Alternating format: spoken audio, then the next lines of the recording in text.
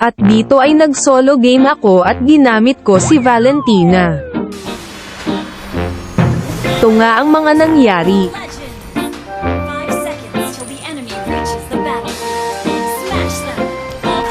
Kalaban ko dito si Odette. Kahit early pa lang ay nagbabatuhan na kami ng first skill.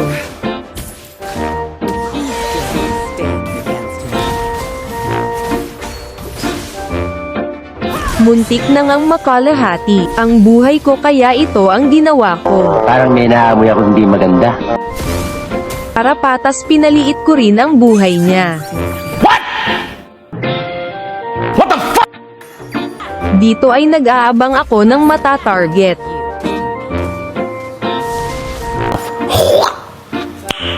No. Inakaw ko nga dito yung crab.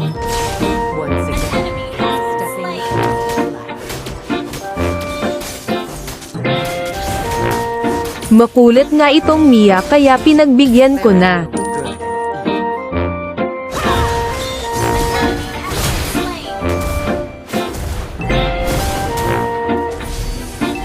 Ginamit ko na ang pagmumukha ni Alpha para kalabanin si Mia.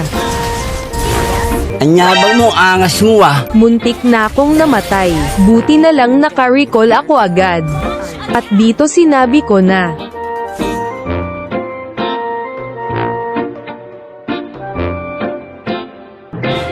Pa-support po sa page ko. Habang nag-clear ako ng mga minions, may nag-aabang na pala sa'kin. Pero nakaligtas nga ako dito, kaya hindi ko sila papatakasin.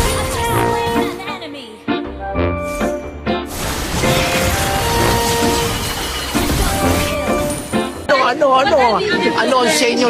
Natamimi kayo, ano? Balak ko na sanang mag-recall. May dumating na namang kalaban na makulit.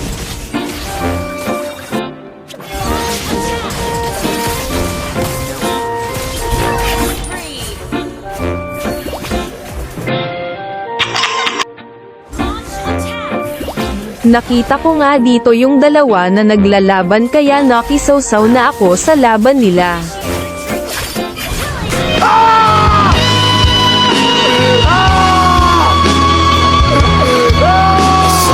Pagkatapos nga naming mapatay si Sisi ay nag-turtle na kami ni The Roth para naman may ambag kaming dalawa.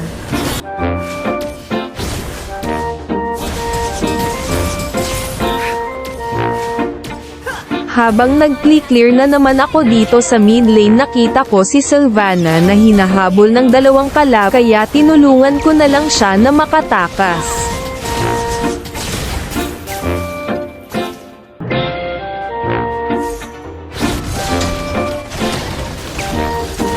At akala ko katapusan ko na buti na lang dumating si The Roth. Nice. Pumunta nga ako dito sa top lane para tulungan si Brock dahil kanina pa siyang nahihirapan kay Odette.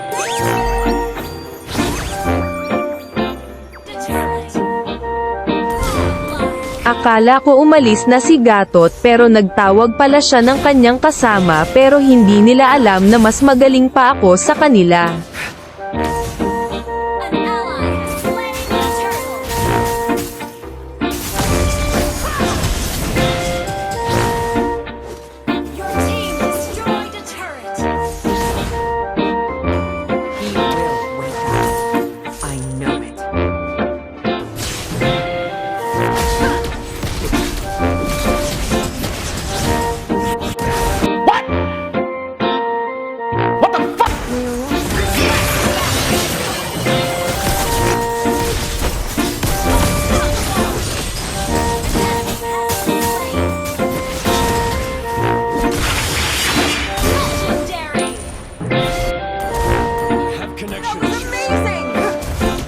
At nag-push-push na lang ako dito sa top lane para naman lumiit naman ang tower nila.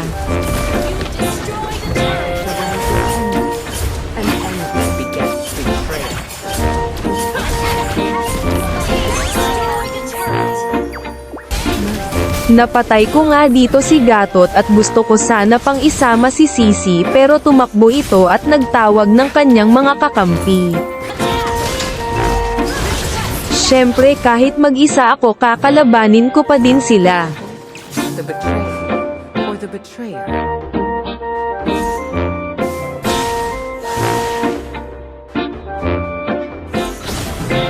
Pinatay ko na nga dito si Odette para naman hindi na siya kumanta. Pero nagsidatingan ang mga kakampi nito. Anyways andito na naman ako sa mid lane. Para mag-abang na naman ng mga kalaban para gayahin at napili ko nga dito si Maraeng Odette.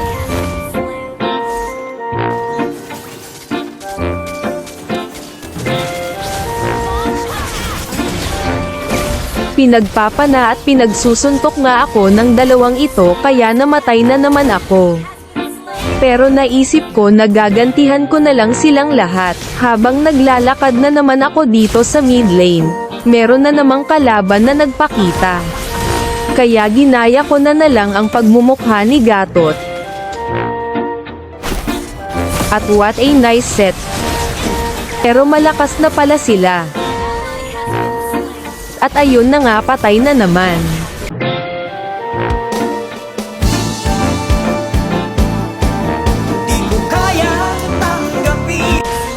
At ngayon ay babawi na talaga ako sa kanila. Ay wag na palang bumawi dahil mabait ako. Tinignan ko nga dito ang mga kakampi ko kung ano na ang ginagawa nila.